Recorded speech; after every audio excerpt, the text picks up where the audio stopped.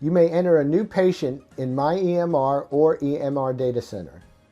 To enter a new patient, either click the New Patient icon on the front desk or click on the top File menu and choose New Patient. The New Patient window will launch. In the New Patient window, choose the status. In most cases, for a new patient, it will be active, though you may choose any other status. If you choose to use our automatic chart numbering system, the program will automatically assign the next chart number to the patient.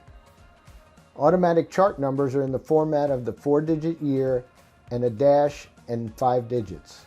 For example, 2020-00001.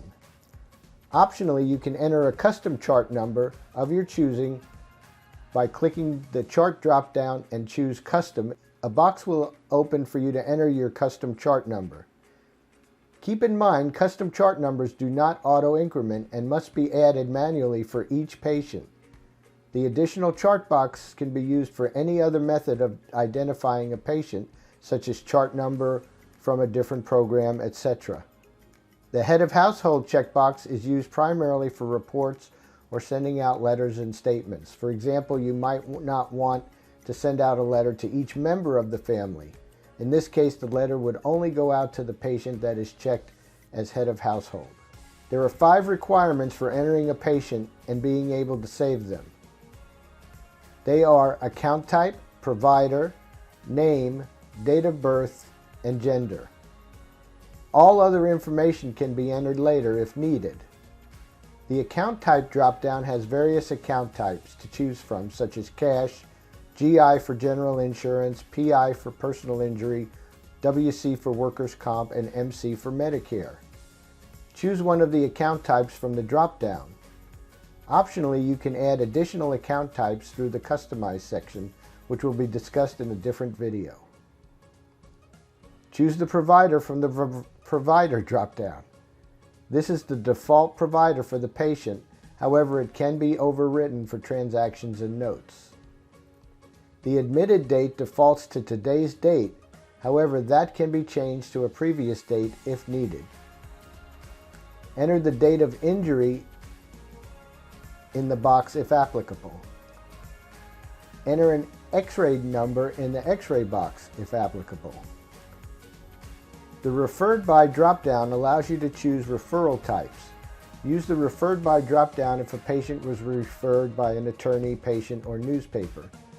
You may add more referral types by clicking the ellipsis to the right of the box and add to the bottom of the list.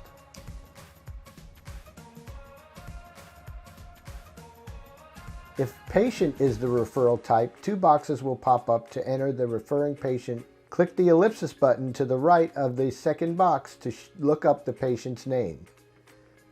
Fill in the rest of the fields for the first, middle, last name, and suffix, date of birth, gender, marital status, nickname, phone numbers, address, etc.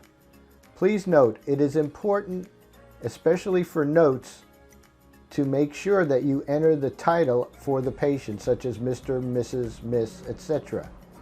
The program refers to the patient by their title and last name when generating a note. Unless they are a minor, then it refers to them by their first name.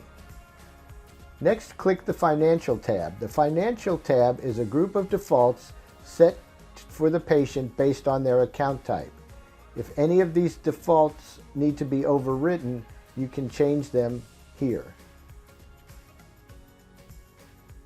The key fields to work with here are whether a patient gets a receipt or not, do they get statements, and if you've made any payment arrangements. If you keep a separate catalog of representing attorneys, the Representing Attorney tab will allow you to assign an attorney to that patient. Click the ellipsis button to search for the attorney and assign the appropriate attorney. The same goes for the Occupation tab if you keep a list of employers. Click the ellipsis button to look up an employer from the catalog. When you're finished entering the information for the new patient, click the Save button to save that patient. You will be returned to the front desk to look up the patient or proceed with any other patient.